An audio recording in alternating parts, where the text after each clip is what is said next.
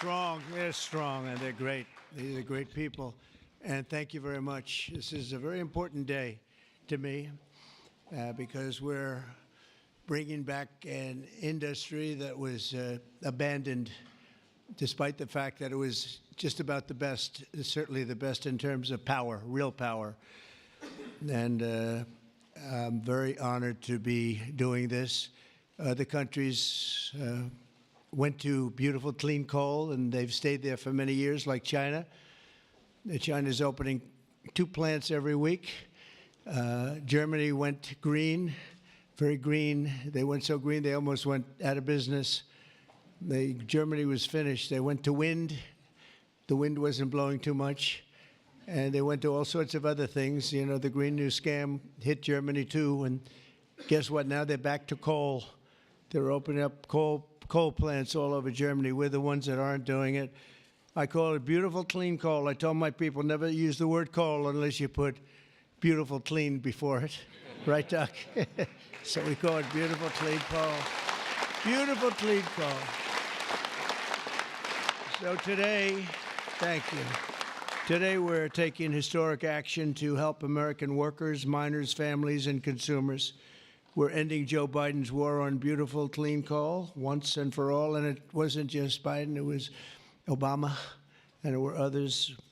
But we're doing the exact opposite. And all those plants that have been closed are going to be opened. If they're modern enough, or they'll be ripped down and brand new ones will be built. We're going to put the miners back to work. And I said I was going to do this. And I've said it loud and clear. And it's time to do it, and we need it. And I look at these people behind me. I don't want to have any arm wrestling contests with any of them, but they've had a little more practice with the lifting things, I will say. But they are great people, and I know them indirectly for a long. That includes you guys for a long time, and they're great people and with great families and come from areas of the country that we love and we really respect. And I want to thank Secretary Doug Burgum for doing such an incredible job. From the day I met him, I knew I wanted to have him in my cabinet.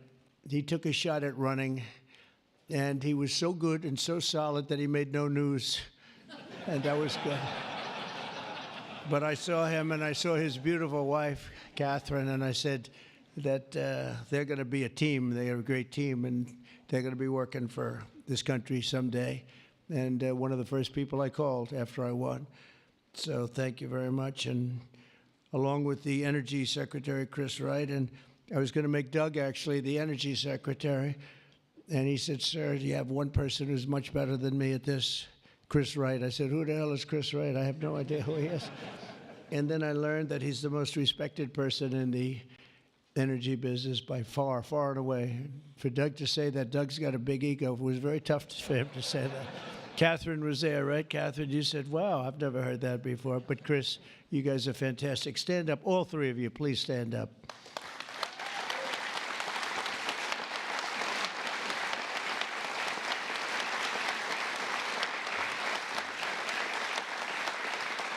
Right.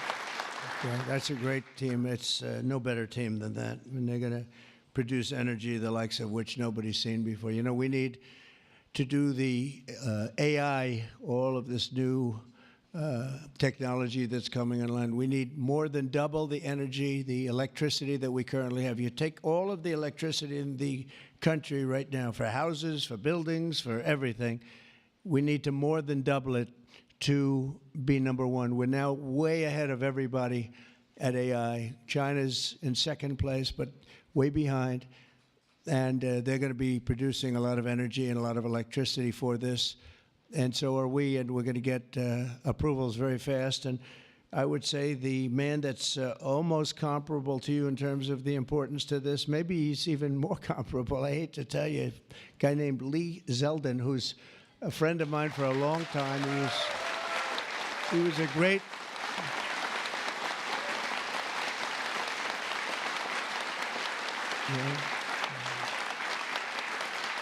Lee was a great lawyer, and he ran for office, and he won immediately.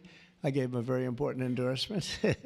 He won for Congress in an area that was unwinnable. He couldn't have, they were all saying, why is he wasting his time? That's Democrat territory. And I liked Lee and knew Lee, and he ended up winning a seat in a massive upset.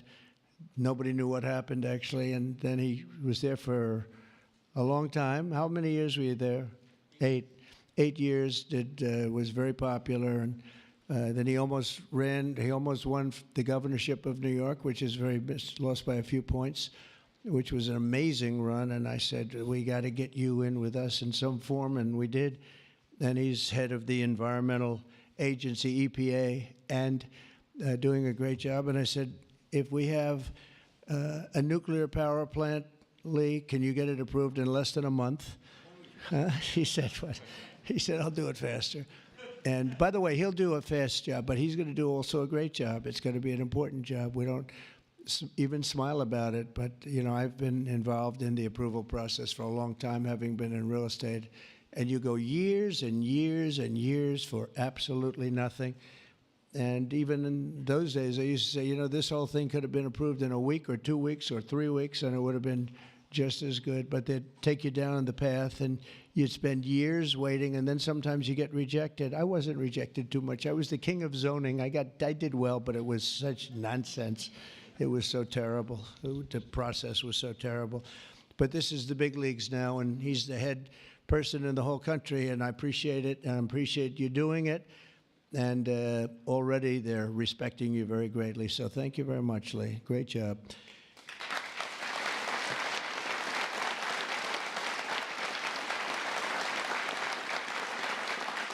So we have a lot of senators and congressmen and women, and I'm going to just introduce the ones that I see here because, you know, it's always a problem when I do this because I leave one or two out, and that's the end. I never get their vote again. I never get their vote. It takes years to recover, but we'll give it a shot because Senator John Barrasso, who's my friend and a great gentleman. Thank you very much, John, for being here.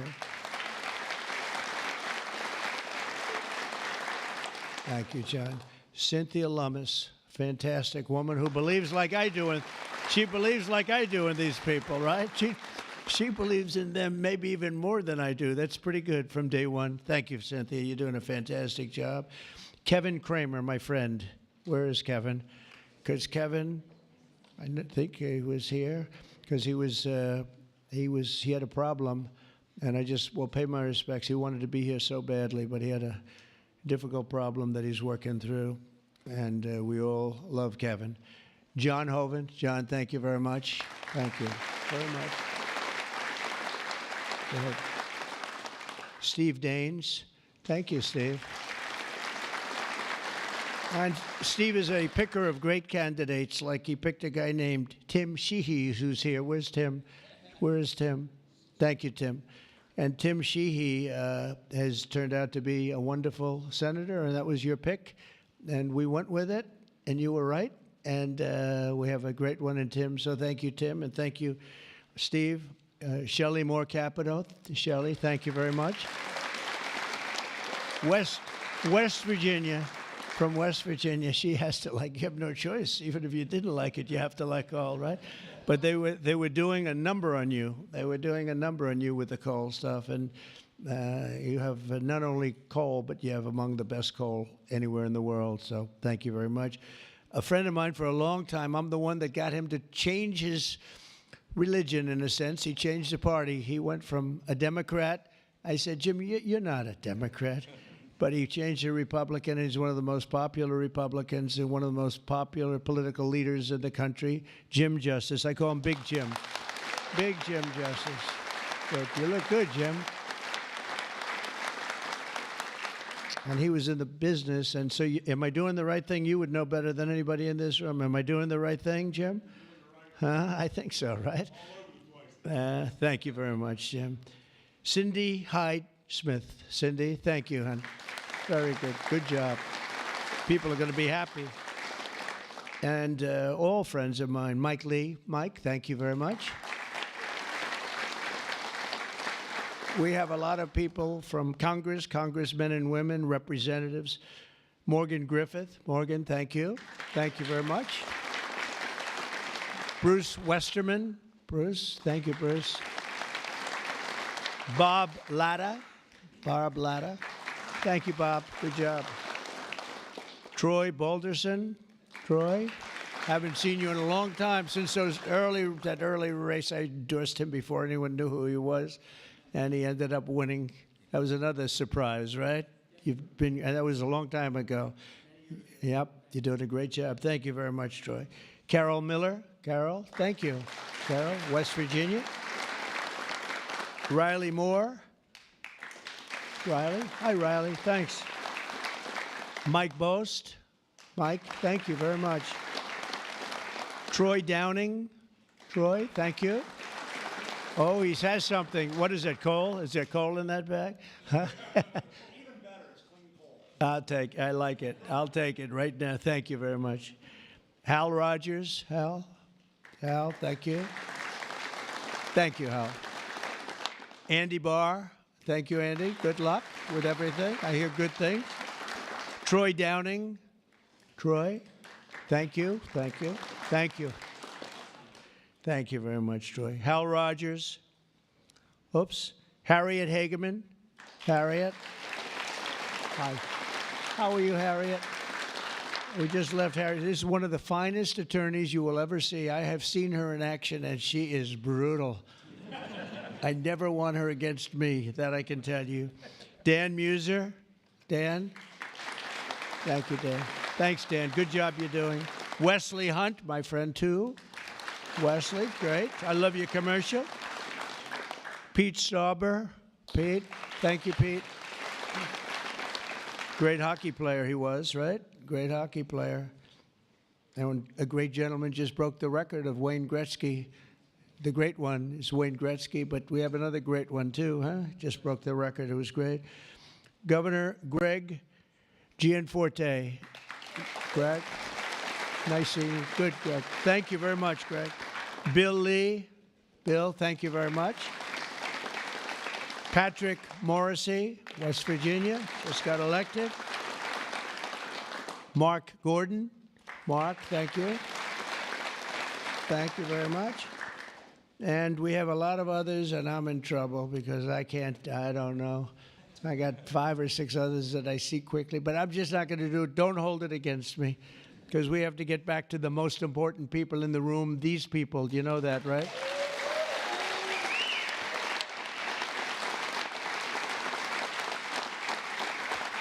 So the energy workers and the coal miners in the area that I'm standing on, and that's a lot of weight on this platform, so I don't know what's going to happen. I hope it's structurally designed for you guys. I don't know. But we have just really well-deserving, great American patriots, and it's such an honor to be here and making such a big move, such a bold move in energy. Because, you know, for years, people would just bemoan this industry and decimate the industry for absolutely no reason, because with modern technology and all of the other things that we do, it's one of the great forms of energy. That's why other countries, leading countries, are using it, some exclusively. For 4 long years, Joe Biden and congressional Democrats tried to abolish the American coal industry. They did everything in their power while he was awake, which wasn't much, shutting down dozens of coal plants, banning coal leases on federal lands, and putting thousands and thousands of coal miners out of work, destroying their lives, actually, destroying their lives. I'll never forget when I went to West Virginia, which I won by 48 points, I think, right? Big Jim, I won by 48 points. But in the first campaign, where Hillary Clinton was about 4 states too early, and she was talking about how bad coal was and how they were going to teach coal miners how to make widgets and gadgets and technology, which they didn't want to do. They want to mine. One thing I learned about the coal miners, that's what they want to do. You could give them a penthouse on Fifth Avenue and a different kind of a job, and they'd be unhappy. They want to mine coal. That's what they love to do. And she was going to put them in a high-tech industry where you make little cell phones and things. I don't know. Do you think he'd be good at that? I don't know. I would be. You don't want to be. And she was brutal about 3 weeks before, but then she had a problem. She went to West Virginia looking for votes, and that was a bad situation. You remember that? And there was a coal miner around the table with his family, and he was in tears because of what they had done to him and his family. And I hope he's still around, but that man made quite an impression on the world and the public. And we ended up winning in a great election, but we ended up winning by a lot. The Democrats' Green New Scam killed jobs and sent prices soaring here in America. But meanwhile, China opened 2 coal plants every single week, and other countries likewise went very strongly back into coal. Some of them never got off. Those are the ones that didn't have the problems. The Biden energy policy was to put America last. We want to be last. We got to be last. Not a good policy. Under my administration, we're putting America first. It's very simple. America's always going to be first. On my first day in office, I terminated the Green New Scam. I declared the national energy emergency and withdrew from the unfair, one-sided, and extremely costly to the United States only Paris Climate Accord.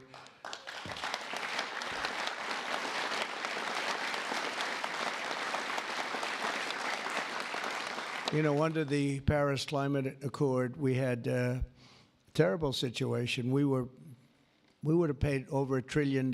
Think of it, over $1 trillion. And Russia was paying almost nothing. Russia had a 1992 standard. China was paying nothing.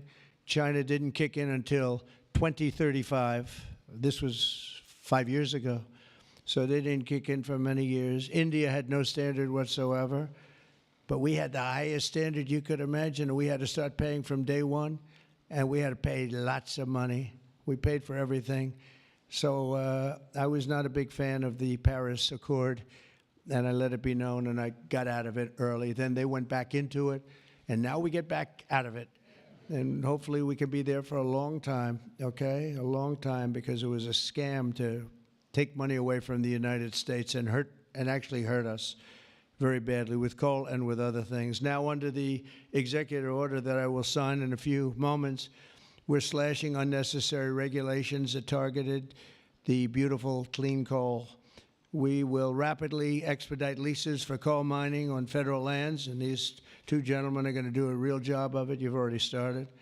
And we'll streamline permitting. We will end the government bias against coal, and we're going to unlock the sweeping authorities of Defense Production Act, the Defense Production Act, to turbocharge coal mining in America. They made it impossible. You actually, I know a friend of mine has a plant. He said, you know, it's a shame. I'm ripping it down and I'm replacing it with another form of energy. I won't tell you because it's also very good, but it's not as powerful as this. He said, you know, the plant I'm building, the new plant, is literally half as good. It's no less, you know, it's not probably even as good environmentally, but he said it produced half the power for more money, much more money. It'll never compete with that beautiful plant I have down the road, which was really a modernized coal plant. Well, he'll be happy to know that he can open that plant up very quickly, and it's going to produce a lot. But he was complaining. He said, this is so much better. He wasn't doing that as politicking me.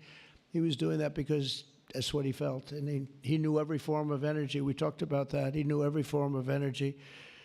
But our government is going to do something that's very different. And I don't think even you two know about this. This was my idea from about 15 minutes before I got up here.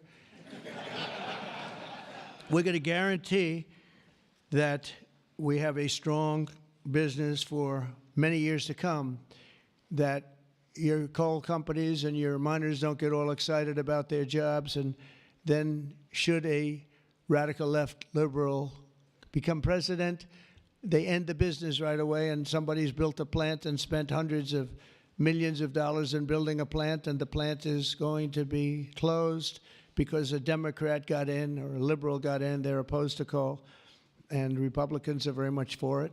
Clean coal. And we're going to give a guarantee that the business will not be terminated by the ups and downs of the world of politics. So should somebody come in to this very important office and say, oh, well, you spent hundreds of millions of dollars and you guys have given up your life because you want to be in coal, and then all of a sudden you don't have a life anymore because it's what you know the best? That's not going to happen. We're going to give a guarantee that it's not going to happen, so that if somebody comes in, they cannot change it at a whim. They cannot just going to go. They're going to have to go through hell to close you up. All right, so that's pretty good. We're going to give that in the form of a guarantee that we're writing on right now structurally and from a legal standpoint. So your investments are going to also be protected.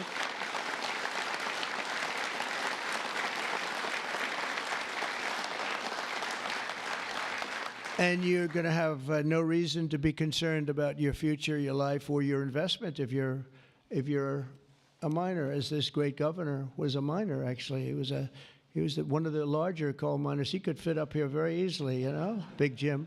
But he was a great success. But they were very, very tough on him, and he did a beautiful job with a beautiful product.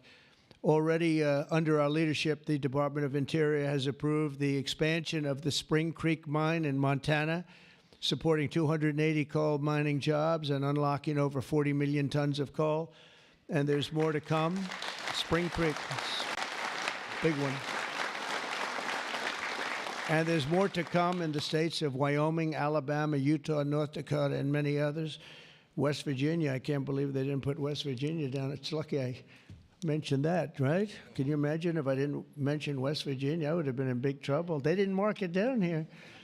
It's good to have a president like that can pick that up, right? You think Joe Biden would have picked that up? I don't think so. Gee, they didn't mention West Virginia. I don't think so. I don't think he'd be standing up here either. The value of untapped coal in our country is 100 times greater than the value of all the gold at Fort Knox. And we're going to unleash it and make America rich and powerful again. Under this order, I'm also directing Secretary Wright to use billions of dollars in federal funding to invest in the next generation of coal technology, which is an amazing technology in terms of getting the full potential of coal and also doing it in a very clean, environmental way.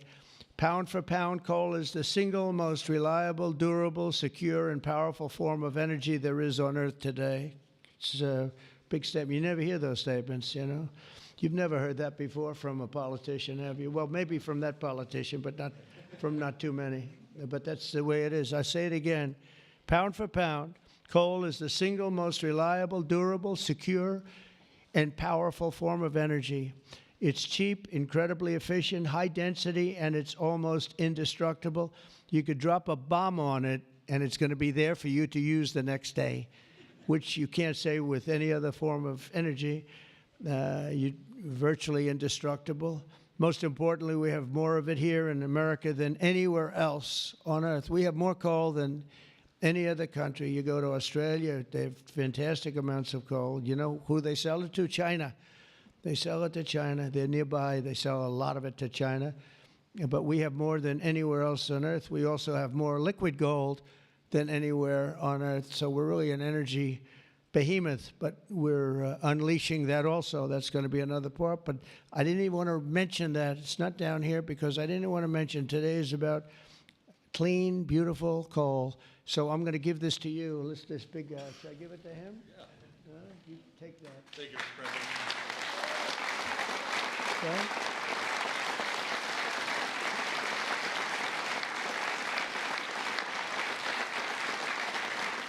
For example, we believe it's possible to extract enormous amounts of critical minerals and rare earths, which you know we need for technology and high technology in the process of coal mining, making in America the mineral superpower of the world, actually.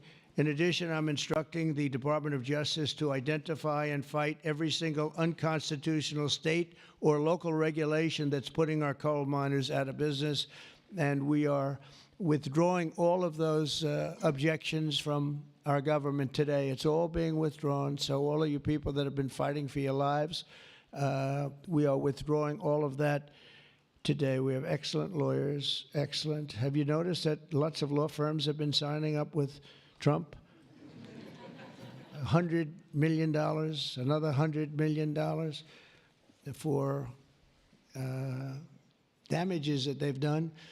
but they give you $100 million, and then they announce that. But we have done nothing wrong, and I agree, they've done nothing wrong. But what the hell? They give me a lot of money considering they've done nothing wrong.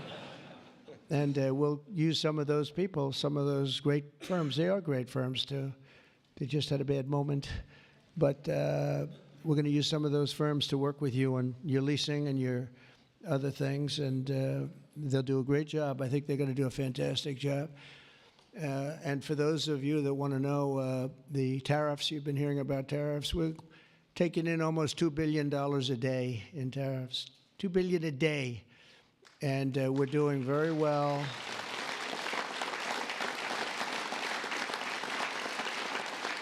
And we're doing very well in making, I call them tailored deals, not off the rack. These are tailored, highly tailored deals. Right now, Japan is flying here to make a deal. South Korea is flying here to make a deal, and others are flying here. I mean, my only problem is I'm not sure I have enough. We're going to have to use those great law firms, I think, to help us with that. But we're going to probably do that, actually. We're going to use them, and we're getting them for the right price, because we need a lot of talent. We have a lot of countries coming in. They want to make deals. If I told them about making those deals 2 years ago or 3 years ago or 5 years ago, they'd be laughing at us. Now they're all signing up. Mike, you know that. So it's going to be a great thing. But we're think of that, $2 billion a day. That's a lot of money. That's a lot of money even in the coal business, isn't it? Huh? It's a lot of money. And America's going to be very rich again very soon. You're going to see that happening. You see it all along. And it's so that whole situation that, you know, it was somewhat explosive. But if we didn't do that, we wouldn't be talking the way we're talking right now. It's been amazing what's happened. Sometimes you have to mix it up a little bit, but we've had great consideration. We've had talks with many countries, over 70. They all want to come in. Our problem is can't see that many that fast. But we don't have to, because, as you know, the tariffs are on, and the money is pouring in at a level that we've never seen before. And it's going to be great for us. It's going to be great for other countries. We've been ripped off and abused by countries for many years with the tariff situation. They've used tariffs against us. We didn't use tariffs against them or in any way. I mean, we just didn't use them of any monumental proportion. And so we are doing it now. We have tariffs on cars. We have tariffs on lumber, tariffs on steel and aluminum. Steel plants are going up because of it all over the country. We have 25% tariffs on steel and aluminum. And I think the steel workers like me even more than the coal miners like me. I'm pretty sure that that's true. We have, instead of having no steel business, I put them on originally in my first term. We wouldn't have had one steel mill in the United States if I didn't do that. And now we upped it, and we not only are we taking in a lot of money, but we're protecting our workers, our steel workers. We're protecting our steel industry. And one thing you know, that steel and things like steel you need, because you need it from a defense standpoint. You need steel for your tanks and your planes and your everything. And certain industries you can get away with not having, but others you need, and steel is one you need. So I want to let you know that's in full force and effect. And literally as we speak, I spoke to executives in the steel industry over the last few days, and they're all coming in to build plants in the United States of America, because if you build them in the United States, you have no tariffs to pay. There are no tariffs to pay, zero. If you build them outside using outside labor and hurting our businesses, and you send your product in, you have to pay a price for that, and they will be having tariffs, as you know. It's an amazing thing. This has been something used against us for many years by other countries, China in particular, but others, not just China, others, and taken advantage of us, ripped us off, and left us for dead, frankly. And I believe if I didn't become your president, I believe that this country would have had problems like they've never had before, because it was serious damage in so many other ways, not only the border, where people came rushing into our country from prisons and jails and mental institutions, murderers, drug dealers, and some vicious, vicious criminals. 11,088 murderers came into our country. We have to get them out. We're getting them out. 11,088. Of that number, half committed murder on more than two people. More than two people. And this is what they allowed into our country with their open border policy of lunacy. And we're taking care of that just like we're taking care of you today. We're taking care of that. I want to thank Kristi Noem and Tom Homan for doing an unbelievable job. The whole thing is, what the job they're doing is incredible. It's really an unforced error. It should have never happened that we have to be spending such time and resources, Mr. Senator, right, on getting people out of our country that shouldn't be here. I mean, literally from mental institutions, insane asylums were opened up and emptied into our country. Prisons from all over the world, not just South America, prisons from, think of this, from Africa, the Congo, a lot of people from the Congo, prisons in the Congo, prisons from Asia, from all over were opened up. And I knew that when I heard it was an open border policy. I said, if you do that, every country is going to be dumping people that they don't want into our country. And that's what's happened, but we're cleaning it out.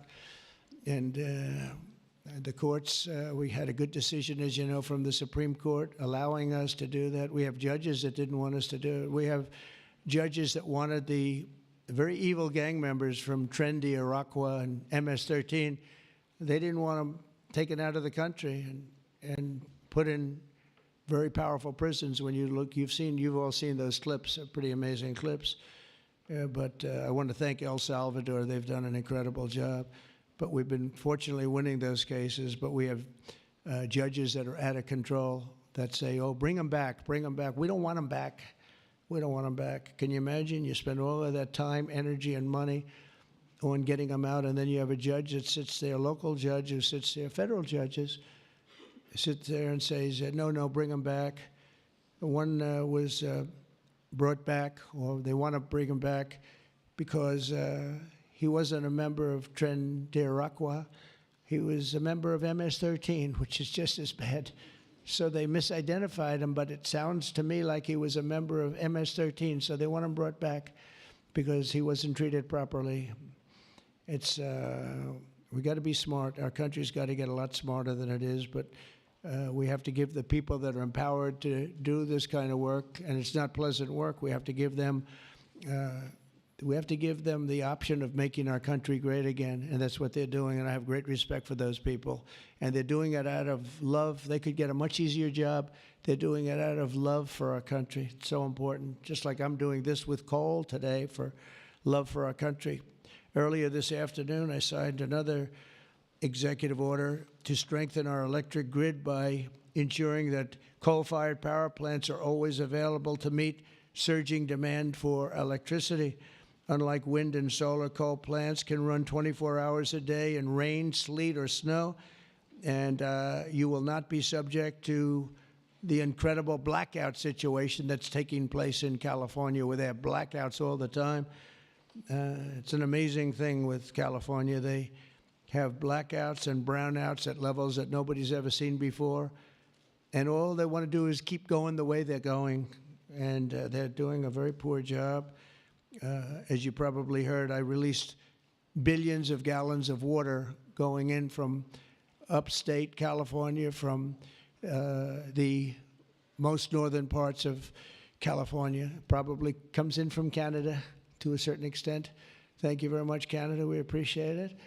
And I released it. It was being sent out to the Pacific Ocean. I've been working on Gavin and some of the politicians for years, and they didn't want to do that because they were protecting a smelt, a fish that was perhaps in trouble, but it's not unique to that area. And because of that, you had numbers, you had fires. Nobody's ever seen anything like what happened. Think of what it would have been like if you had fire hydrants that had water in them, if you had sprinkler systems in houses, a lot of these luxury houses where they had beautiful sprinkler systems, there was no water. They had no water to put out the fires. Water is very good for putting out fires, you know, they just didn't learn it. But we now have millions of gallons, billions actually, they say, of gallons of water pouring into California from the Pacific Northwest, I guess they would say, mostly Pacific Northwest, but other parts of the northern sections of California and beyond. And it's a beautiful thing to see. I saw a picture of it this morning. The water's just flowing down there. I said, why didn't they do this? I told them to do it my first term. I said, do it. And I don't know. I think the second term is just more powerful. They do it. When I say do it, they do it, right? And we actually had to do some pretty strong things to get them to open it up. They had, think of this, they had all that water pouring out right into the Pacific. They had a big valve, like a giant valve as big as this room, and they turned the valve. Takes 1 day to turn it, and they face it toward the Pacific Ocean, and the water, all that was coming down, all millions and millions of gallons coming down, they put it into the Pacific Ocean, which for the Pacific Ocean is like a drop of water. But for California, it would have been unbelievable. So we did it. I'm very proud of the fact that we did it. We did that against a lot of heat and a lot of environmental nonsense. From now on, we'll ensure that our nation's critically needed coal plants, as an example, remain online and fully operational. They're always going to be operational. And again, we're going to have guarantees that government cannot close them down, close you down, and destroy your lives. To that end, I'm also instructing Secretary Wright to save the Choy coal plant in Arizona, big plant, which has been slated for destruction. We're going to keep those coal miners on the job.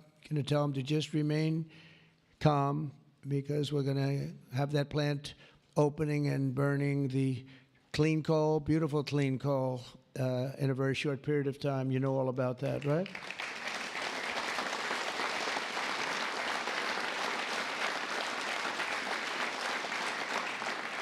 That's a big one. As part of our historic deregulatory efforts this afternoon, I'm also granting immediate relief to 47 companies operating 66 coal plants, very big ones all over the country, recusing and making them available for coal production almost in the immediate future. But we're going to be crushing Biden-era environmental restrictions. These are restrictions that made it impossible to do anything having to do, frankly, with energy, even beyond coal. It's really beyond even coal. We have clean air, we have clean water, and now we have clean coal. And at the same time, we're going to do other things and with other forms of technology and also energy, like our country has never really seen before and never been known to do before, because of all sorts of restrictions having to do with the Green New Scam, which, by the way, was devised by somebody that never even studied. You know that? They never even studied anything to do with the environment. It was a young congresswoman. She came up with the idea. And based on that, I guess we only have, well, actually, we should have all been gone, because they gave us only a few years left on Earth, right? Right, Greg? We were going to be gone. We're all going to be gone. The environment, no. What they have to worry about is the nuclear heat. They don't have to worry about environmental heat. They have to worry about nuclear heat. And if we're smart, we're working on that right now with others having to do with Iran and some other countries. But that's the heat you're going to have to worry about. You don't have to worry about the air is getting warmer. The ocean will rise 1/4 of an inch within the next 500 to 600 years, giving you a little bit more waterfront property. They say this is going to, these guys can handle that. The nuclear we have a bigger problem with, right? So we're going to make sure that that's safe. We're going to make sure that that's safe. With us today are some of the amazing workers who will benefit from these policies, the policies that we're doing and so proud of doing, including Jeff Crow, a miner from West Virginia. Jeff, would you come up and say a few words? Jeff, come on up here, Jeff.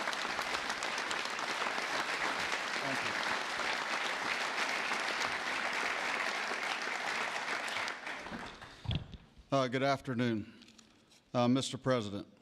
I want to first thank you for having me and my fellow miners here. It is an honor and a privilege to be a part of today's events. I believe this past November that America clearly spoke about what we wanted for our country. It is reassuring for Americans to have a president in office who will truly put the United States of America above all else.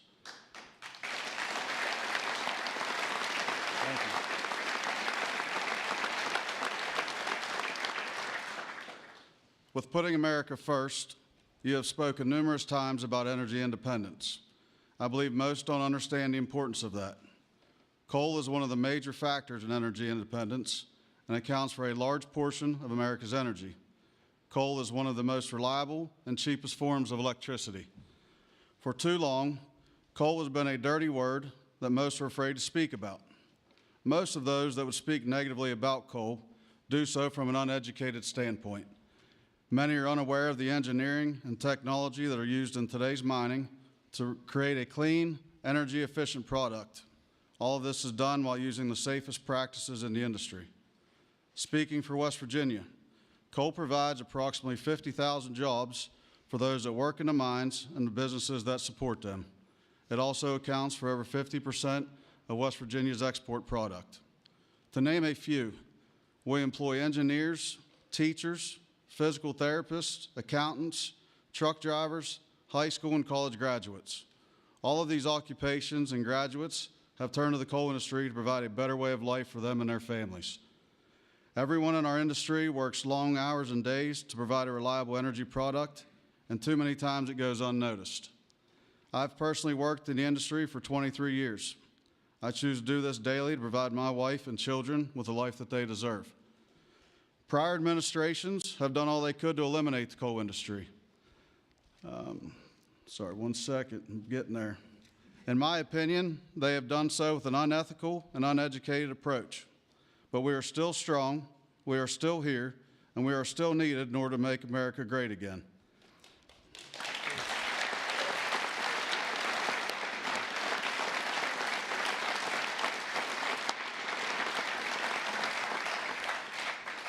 Having a president and an administration that understands the need and importance of coal is more than appreciated.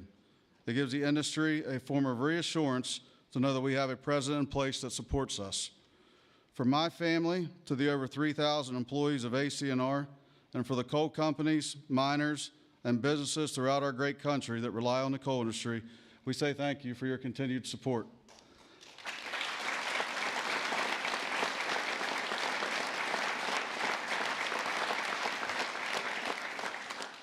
I personally thank you for what you do for our country and for our industry. It has been my pleasure to be here today to help you usher in the golden age of America. That's good. Thank you. Thank you. Appreciate that. Thank you.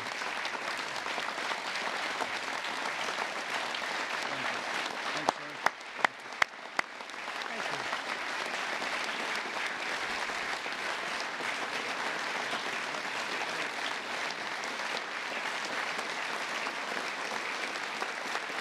You did a good job. Let me have that speech. I want to have that. Yes, sir.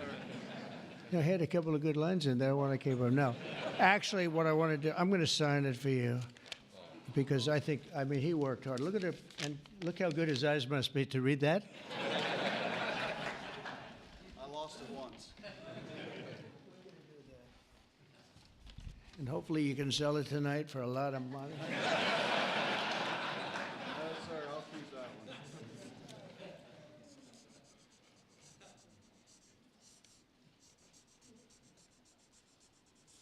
That's great. Thank you very much.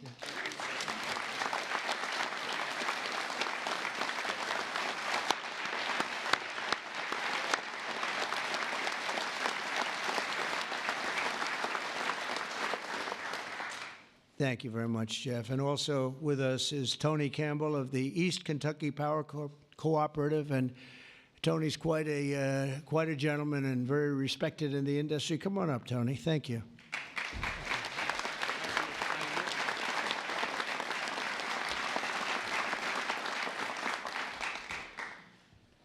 Mr. President, on behalf of East Kentucky Power Cooperative, the National Rural Electric Cooperative Association, and electric cooperatives across this America, thank you for your leadership to restore American energy dominance.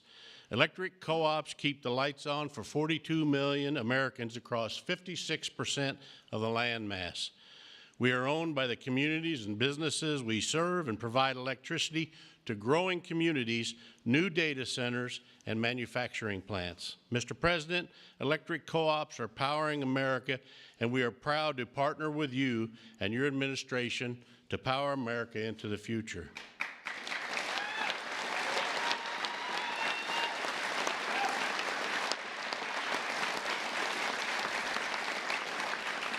Our electric cooperatives in Kentucky understands the importance of reliable, affordable, and American-made energy, especially coal and natural gas. Coal fuels most of the electricity generated by our cooperative. America must keep coal plants open and running to ensure reliable electricity when we need it most. To meet growing demand over the next decade and ensure fuel security, America will need more always available electric generation power, such as coal. And we want to recognize the hardworking American men, women that support our mission. To all America's line workers, our coal miners, thank you for your dedicated service to our country.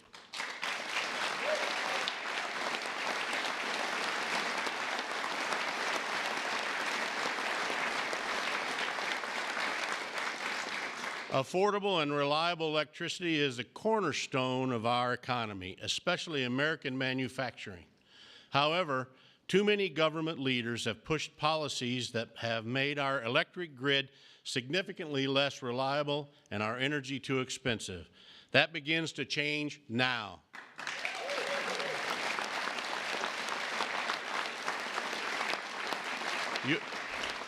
Your actions today will prevent the premature closing of essential power plants and help us meet tomorrow's energy needs. And they will help us continue to deliver reliable, safe, and affordable electricity. Mr. President, thank you in particular for providing immediate, much-needed relief from the Biden EPA regulations that would force the shutdown of critical coal units.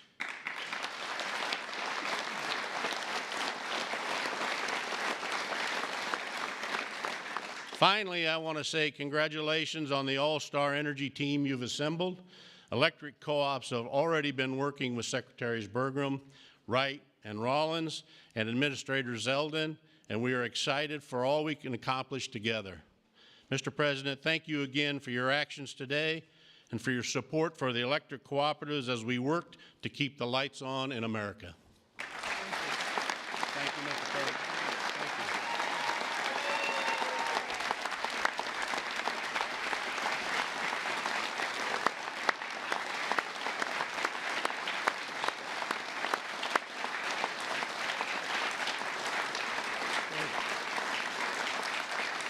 Thank you, Tony.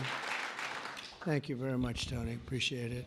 Every day under the Trump administration, we will continue to lower costs for American families, create jobs for American workers, and very importantly, unlock unlimited amounts of affordable American energy, including, as I said, and I'll say for the last time, beautiful, clean coal. Our country is blessed.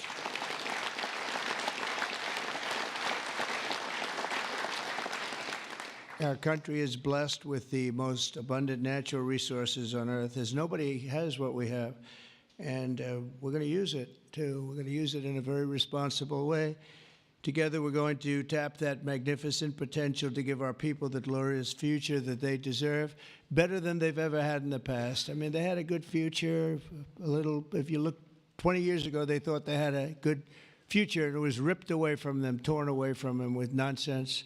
And we're not going to let that happen. This is going to be a glorious future for them. And I want to thank everybody for being here. And I want to thank you and you and you and that whole group and our senators, by the way, and our great congressmen and women for being here in such a large number, because you've been helping us make these decisions. These are big decisions, and this is a really big one. And this is one that's going to be, I think we're going to look back and with great pride at what we've done today, not just in putting people to work, but at really reawakening our country. And thank you very much, and thank you all for being here. Thank you very much. Thank you very much.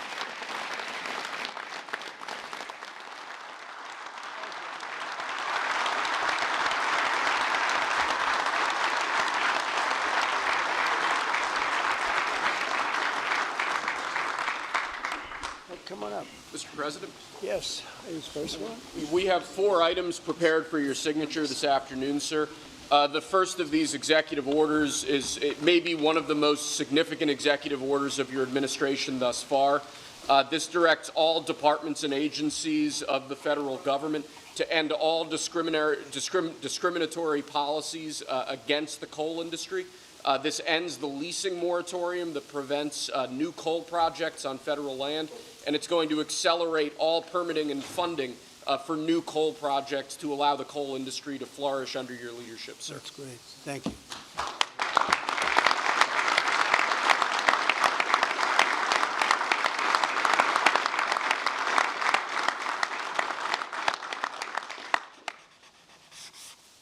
Okay.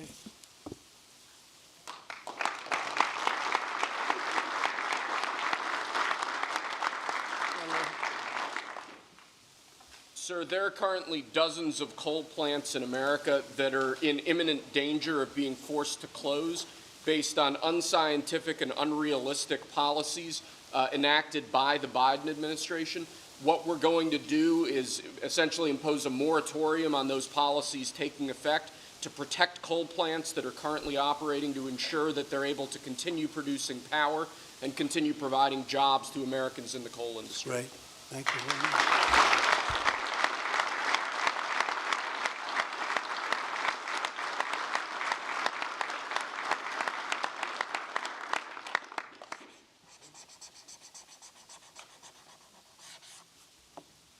Okay.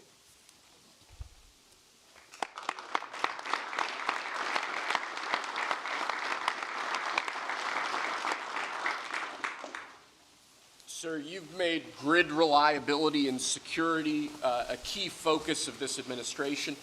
This executive order is going to promote grid security and reliability by ensuring in part that our grid policies are focused on secure and effective energy production and energy transmission, as opposed to woke policies that discriminate against secure sources of power like coal and other fossil fuels.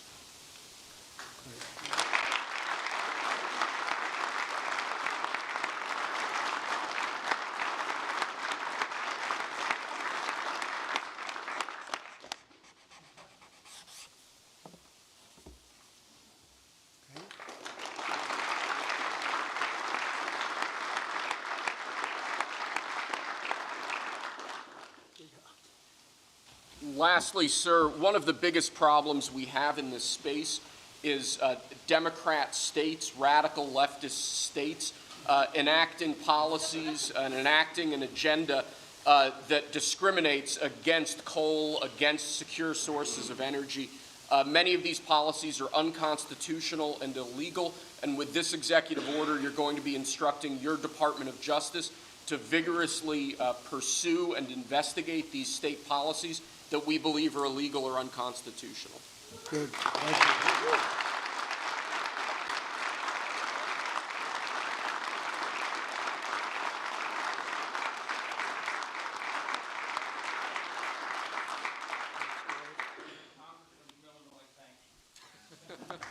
Thank you very much. Great job. He went to Harvard when Harvard was good.